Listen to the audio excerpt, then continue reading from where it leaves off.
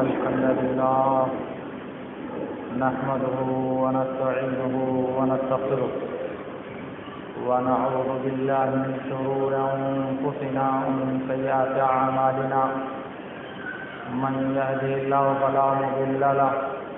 ومن يضلل فلا هادي له وأشهد أن لا إله إلا الله وحده لا شريك له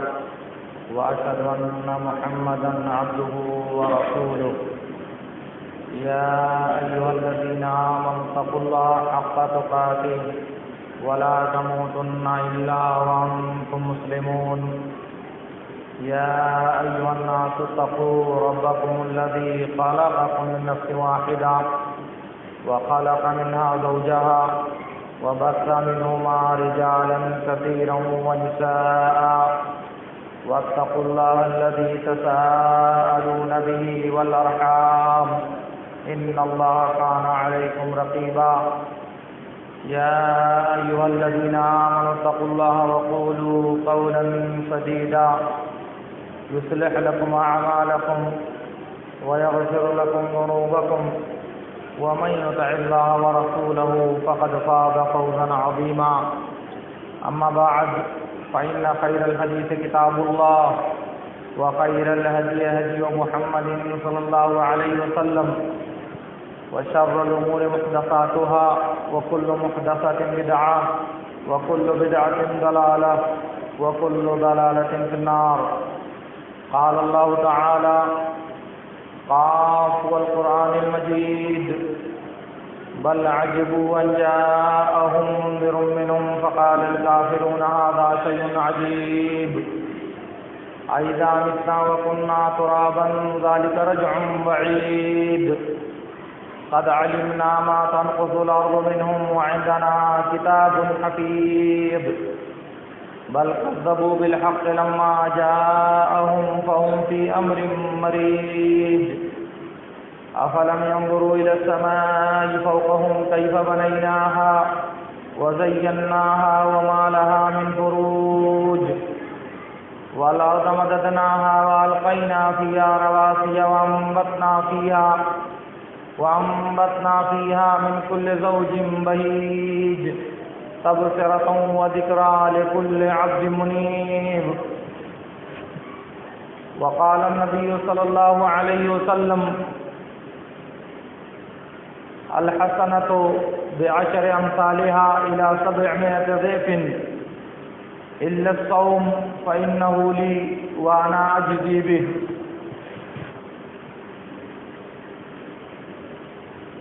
معزز حاضرین، اللہ رب العالمین نے اس دنیا میں انسانوں کی نیکیوں اور ان کی عبادتوں کے لیے جو اجر متعین کیا ہے،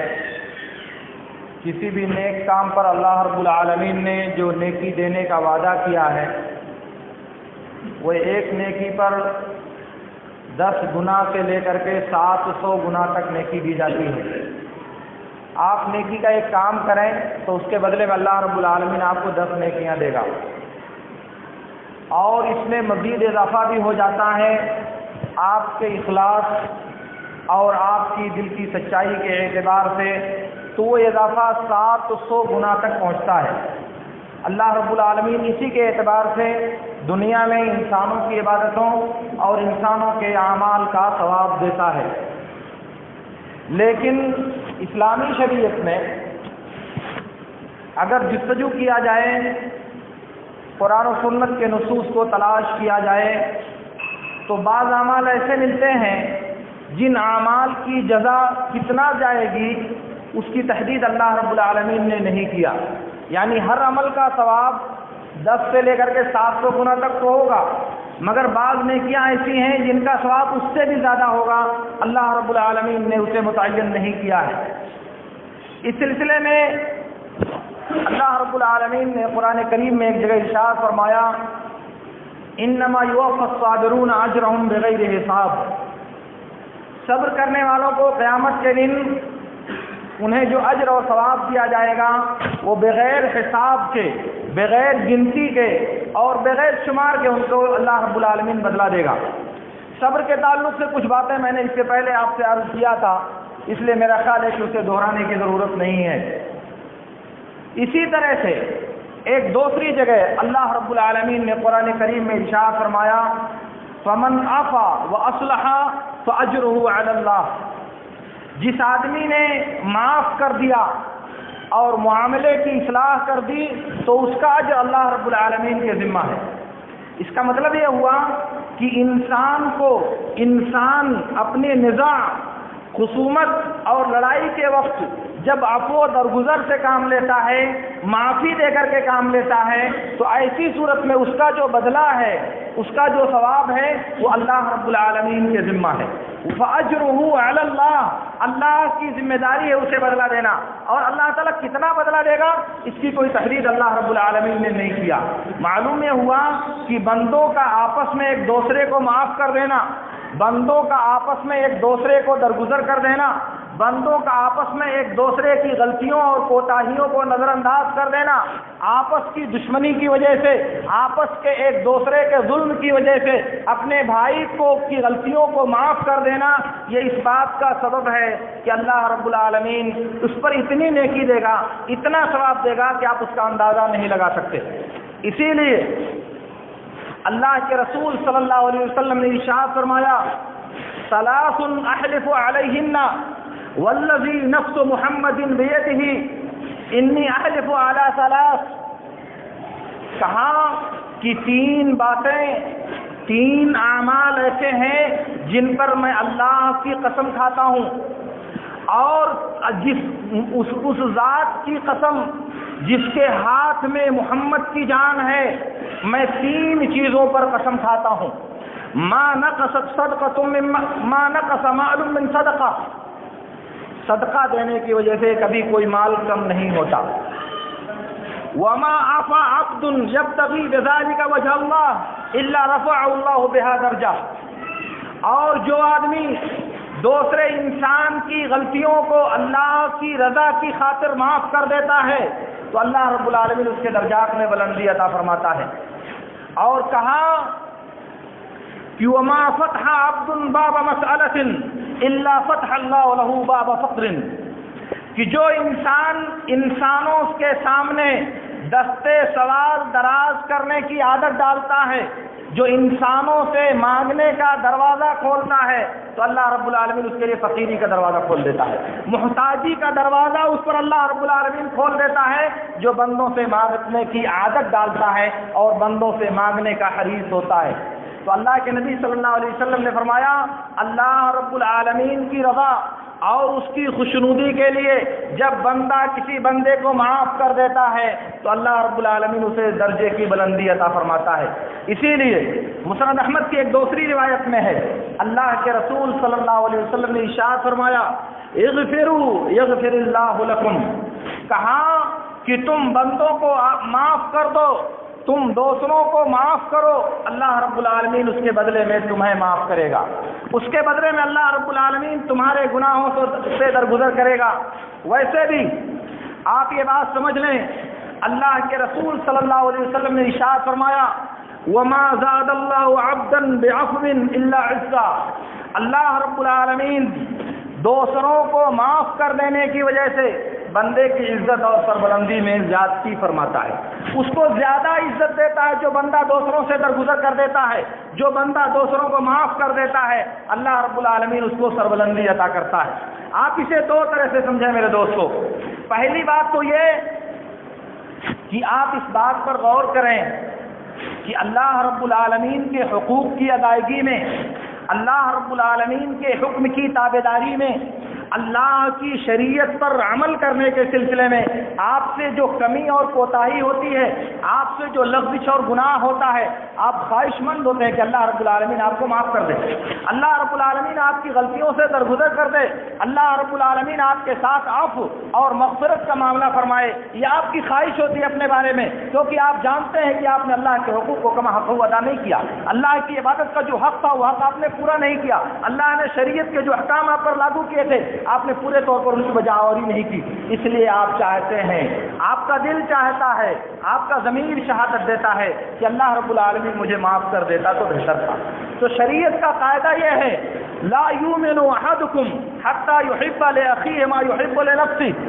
تم میں سے کوئی آدمی اس وقت تک مومن نہیں ہو سکتا جب تک اپنے بھائی کے لیے وہی چیز پسند نہ کرے جو آپ اپنے لیے پسند کرتے ہیں۔ تو آپ چاہتے ہیں کہ اللہ تعالیٰ آپ کے گناہوں کو معاف کر دے، تو اس کے لیے آپ کو کرنا چاہیے کہ آپ کا بھائی بھی اس بات کو پسند کرتا ہے کہ اللہ رب العالمین اس کے گناہوں پر اس کا مواخذہ نہ کرے، اس کی لفظوں پر اللہ رب العالمین اس کی گرفت نہ کرے، اس لیے آپ کو اس کی غلطیوں کو معاف کر دینا چاہیے۔ اللہ رب العالمین خالق کائنات ہے، آپ کا مالک حقیقی اور آپ کا رزاق ہے وہ، اس کے باوجود آپ اس کے حکم کی بجاوری نہیں کرتے، تو یہ بندہ جو آپ جیسی ایک مخلوق ہے اگر وہ آپ کے حقوق کی ادائیگی میں کمی کرتا ہے تو آپ جذبس کیوں ہوتے ہو، آپ نالا کیوں ہوتے ہو، آپ پریشان کیوں ہوتے ہو؟ آپ اللہ رب العالمین سے بڑے تو نہیں ہو سکتے،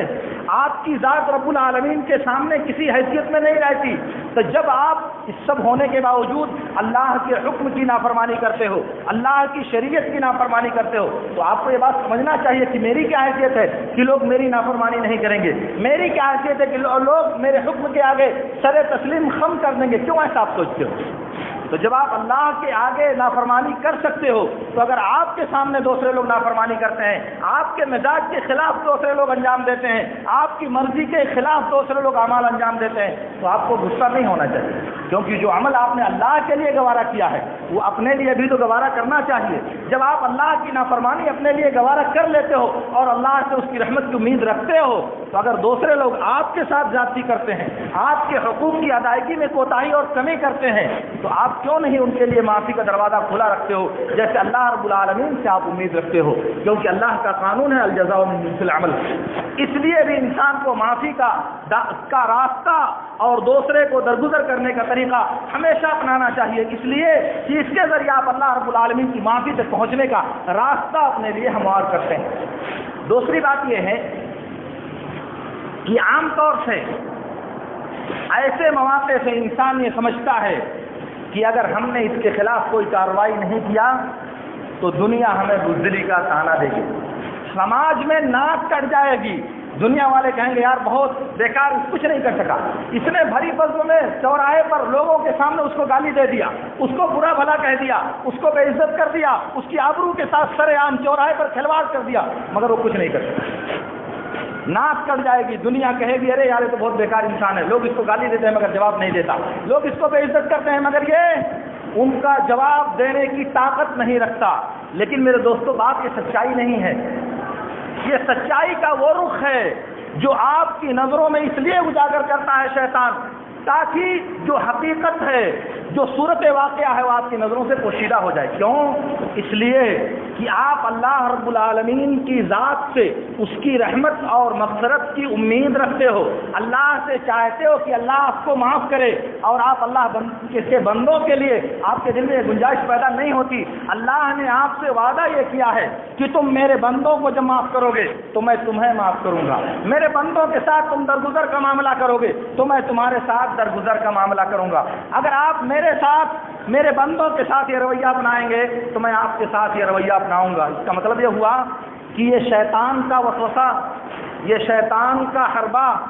اور یہ انسان کی نفسانی خواہشات کا بہکاوا ہے کہ اگر میں نے اس کو معاف کر دیا تو میری ناک کٹ جائے گی۔ نہیں میرے دوستو، یہ اجر اللہ رب العالمین کے آپ کے لیے اتنا زیادہ اجر لے کر کے آئے گا کہ آپ اسے دیکھ کر پھولے نہیں سمائیں گے، کیونکہ اللہ رب العالمین بغیر گنے ہوئے، بغیر شمار کیے ہوئے تعداد حساب میں اللہ رب العالمین آپ کو اس عمل کا بدلہ اور ثواب دے گا قیامت کے دن۔ تو آپ کو جب وہ اجر ملے گا تب تو قیامت کا مرحلہ ہے، اس میں اللہ رب العالمین آپ کو اتنا نوازے گا، آپ کے اس عمل سے آپ پر اللہ رب العالمین اتنی نوازش کرے گا کہ آپ نہال ہو جائیں گے، آپ خوش ہو کر کے اللہ رب العالمین سے اپنے اس جیسے مزید اعمال کی آرزو کرنے لگیں گے۔ لیکن دنیا میں اس کے بعد اللہ رب العالمین نے آپ سے وعدہ کیا ہے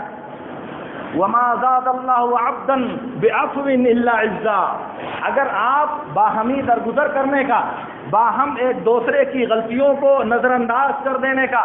اگر آپ بندوں کو ان کی غلطیوں پر سزا نہ دینے کا فیصلہ کرتے ہیں تو اللہ رب العالمین اس کی وجہ سے آپ کو عزت دے گا۔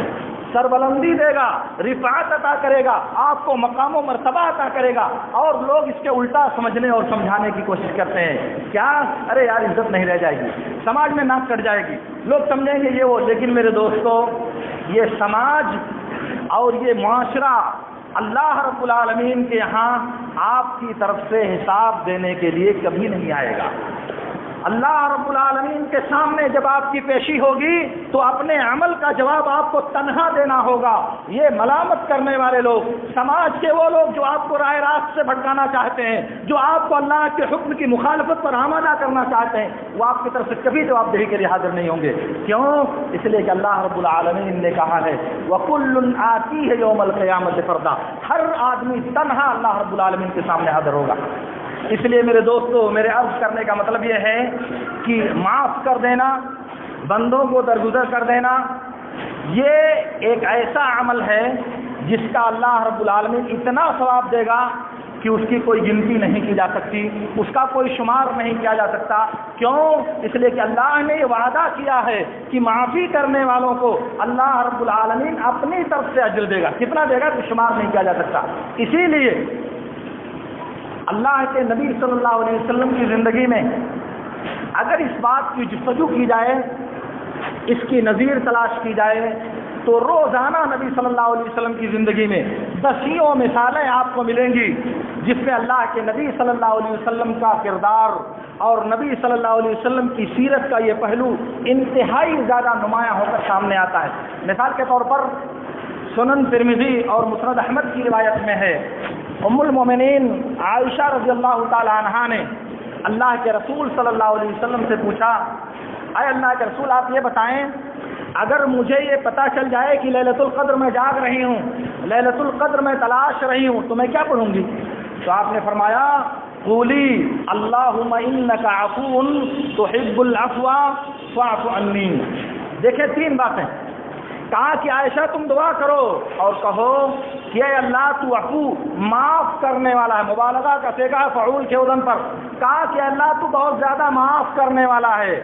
اور دوسری بات معافی کو تو پسند کرتا ہے، معاف اور درگزر کر دینے کو تو محبوب رکھتا ہے، اس لیے فاعف عنی، تو مجھے معاف کر دے،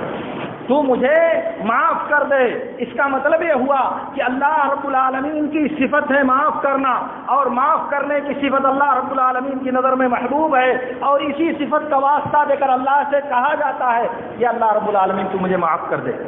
اور اللہ کی معافی کو طلب کرنے کا ایک راستہ اللہ رب العالمین نے ہم انسانوں کو یہ بھی سکھایا ہے کہ جو چیز ہم اللہ تعالیٰ سے چاہتے ہیں وہی چیز اللہ کے بندوں کے ساتھ کیا جائے تو اللہ رب العالمین وہ چیز ہمیں خود عطا فرماتا ہے، کیونکہ وہ چیز آپ اللہ کے بندوں کو فراہم کرنا چاہتے ہو، ان تک پہنچانا چاہتے ہو، یہ اللہ رب العالمین کا نظام ہے۔ صحیح بخاری کی ایک روایت میں ہے، عبداللہ بن عمر رضی اللہ تعالیٰ عنہما کہتے ہیں کہ اللہ کے رسول صلی اللہ علیہ وسلم نے ہمیں ایک لشکر دے کر بھیجا نجد کی جانب، ہم لوگ گئے، وہاں فتح یاب ہوئے، بہت ڈھیر سارا مال غنیمت حاصل کیا، اور اس کے سردار ثمامہ بن اسال کو گرفتار بھی کر لیا، پکڑ کر کے لائے،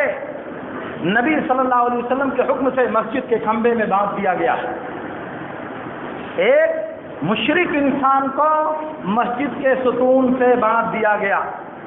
میرے نبی صلی اللہ علیہ وسلم ثمامہ کے پاس سے گزرے اور کہا ماذا عندک یا ثمامہ؟ قال یا محمد عندی خیر، ان تقتل تقتل زاد من، وان تريد مالا فسل تعطى، وان تنعم تنعم على شاکر۔ کہا کہ اے محمد میں بہتر ہوں، میرے پاس بھلائی ہے، اگر آپ مال اور دولت چاہتے ہیں، دنیا کی دولت کے آپ کو مطلوب ہے تو آپ مانگیے، مال آپ کو دیا جائے گا۔ یعنی جو فدیہ میرا متعین کرنا چاہتے ہیں میری جان کا، وہ فدیہ آپ متعین کیجیے، آپ جو چاہیں میں پیش کروں گا۔ اور اگر آپ مجھے قتل کرتے ہیں، اگر آپ میری جان لیتے ہیں، تو آپ ایسے انسان کی جان لیں گے جو قتل کا مستحق ہے، یا جس کے قتل کا بعد میں بدلہ لیا جائے گا۔ میرا خون رائگا جانے والا نہیں ہے، میں بنو حنیفہ کا سردار ہوں، اس لیے اگر آپ مجھے قتل کریں گے تو میری خون کا بدلہ میری قوم کے لوگ ضرور لیں گے۔ اور اگر آپ مجھ پر احسان کرتے ہیں، اگر آپ میرے ساتھ احسان کا معاملہ کرتے ہیں تو آپ مجھے شکر گزار پائیں گے، آپ مجھے شکر گزار پائیں گے، نہ شکرہ نہیں پائیں گے۔ نبی صلی اللہ علیہ وسلم نے بات سنی اور چلے گئے، گزر گئے وہاں سے جواب سننے کے بعد۔ دوبارہ پہنچے، پھر پوچھا ماذا عندک یا ثمامہ، پھر وہی سوال دہرایا، پھر ثمامہ نے وہی جواب دیا۔ پھر آپ آگے بڑھ گئے،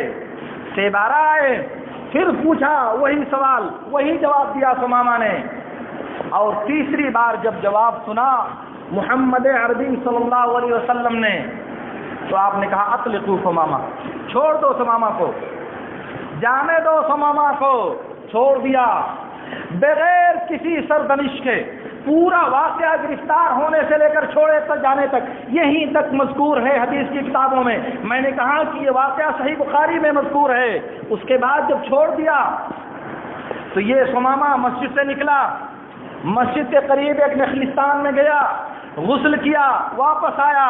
اور کہا کہ اللہ کے رسول میں آپ کے دین میں داخل ہو رہا ہوں۔ اللہ کی قسم اس روئے زمین پر آپ کے چہرے سے زیادہ ناپسندیدہ چہرہ کوئی نہیں تھا۔ آج کے بعد اس روئے زمین پر آپ کے چہرے سے زیادہ محبوب کوئی چہرہ میری نظر میں باقی نہیں رہا۔ اس روئے زمین پر آپ کے شہر سے زیادہ بدترین کوئی شہر میری نظر میں نہیں تھا، اور آج آپ کا شہر دنیا کے تمام شہروں سے زیادہ محبوب اور پسندیدہ ہو گیا ہے میری نظر میں۔ اے محمد، دنیا کے تمام ادیان میں سب سے برا دین تھا آپ کا، دنیا کے تمام دینوں میں سب سے ناپسندیدہ دین تھا آپ کا میری نظر میں، مگر آج کے بعد آپ کا دین میری نظر میں دنیا کے تمام ادیان سے زیادہ بہتر اور افضل دین بن گیا ہے۔ اے نبی، آپ یہ بتائیے کہ میں عمرہ کرنے کے ارادے سے نکلا تھا اور آپ کے لوگوں نے مجھے گرفتار کر لیا، کہا کہ ثمامہ تم جاؤ عمرہ کرنے۔ ثمامہ مکہ پہنچے، مکہ والوں کو خبر لگ گئی کہ ثمامہ مسلمان ہو چکے ہیں، لوگوں نے گھیر لیا، کہا کہ ثمامہ تم سابی اور بددین ہو گئے ہو۔ کہا نہیں، میں مسلمان ہو گیا ہوں۔ کہا کہ میں مسلمان ہو گیا ہوں، اور کان کھول کر کے سن لو، اللہ کی قسم گیہوں کا ایک دانہ امامہ کی سرزمین سے گزر تک تمہارے پاس اس وقت تک پہنچ نہیں سکتا جب تک محمد الرسول اللہ صلی اللہ علیہ وسلم تمہیں اس بات کی اجازت نہیں دیتے۔ اگر نبی صلی اللہ علیہ وسلم نے اجازت نہیں دیا تو تمہارے تجارتی قافلے کا ایک دانہ اور غلے کا ایک ذرہ مکہ نہیں پہنچ سکتا۔ اگر نبی صلی اللہ علیہ وسلم نے اجازت نہیں دیا، ابھی تک میں دنیا کی آسائشوں کا غلام تھا، ابھی تک میں دنیا کے بتوں کا غلام تھا، اب میں محمد الرسول اللہ صلی اللہ علیہ وسلم کی غلامی میں داخل ہو چکا ہوں۔ اس لیے اگر نبی نے اجازت نہیں دیا تو تم اپنی تجارت کا ایک ذرہ میری سرزمین اور میرے علاقے سے ہو کر گزار نہیں سکتے۔ میرے دوستو سوچو، وہی ثمامہ بن سال جو دشمنوں سے لڑتے ہوئے گرفتار کر کے مدینہ لایا گیا ہے، قید کر دیا گیا ہے، اور نبی صلی اللہ علیہ وسلم نے جب بلا شرط اسے معاف کر دیا تو اس کے دل کی کایا کیسے پلٹی، اس کے ایمان کی وہ حالت کیسے پیدا ہوئی کہ ایک لمحے اس نے کہا کہ اب اس روئے زمین پر آپ کے چہرے سے زیادہ محبوب کوئی چہرہ نہیں، آپ کے شہر سے زیادہ محبوب کوئی شہر نہیں، آپ کے دین سے زیادہ محبوب کوئی دین نہیں۔ وہ کون سی چیز تھی میرے دوستو، وہ کون سی قوت اور وہ کون سی طاقت تھی جو اس مرد مومن کے دل میں پیدا ہوئی اور اس نے برجستہ چند لمحوں کے بعد یہ اعلان کیا کہ اب دنیا کی کوئی طاقت تمہیں اس بات کی اجازت نہیں دے سکتی کہ تم میرے علاقے سے تجارت کا قافلہ گزار سکو۔ اللہ کے نبی صلی اللہ علیہ وسلم نے صرف اتنا ہی تو کیا تھا کہ کوئی سزا نہیں دیا، کوئی معاوضہ طلب نہیں کیا، کسی فدیے کا مطالبہ نہیں کیا، بس کہا کہ اب جاؤ جانے دو، یہ معاف کر دینا، یہ اس کے جرائم پر پردہ ڈال دینا، یہ اس کے گناہوں پر اس کی گرفت نہ کرنا، اس کے دل کو اسیر کر لینے کا، اس کے دل کو اپنی جانب کھینچ لینے کا ایسا نسخہ ہے جو تاریخ انسانی میں تلاش کیا جائے تو بہت خال خال نظیریں اس کی ملیں گی۔ میرے عرض کرنے کا مطلب یہ ہے میرے دوستو، آپ دیکھیں اس طرح کے واقعات اگر میں سیرت کی کتابوں سے اور نبی صلی اللہ علیہ وسلم کی سنت سے ذکر کروں تو بات شاید لمبی ہوگی، لیکن سر دست میں آپ کو بتانا یہ چاہتا ہوں کہ انسانوں کا باہمی معاف کر دینا، انسانوں کا باہمی ایک دوسرے کو درگزر کر دینا، یہ اس بات کا سبب ہے کہ اللہ رب العالمین آپ کو اتنا اجر دے گا جس کا کوئی شمار اور حساب نہیں۔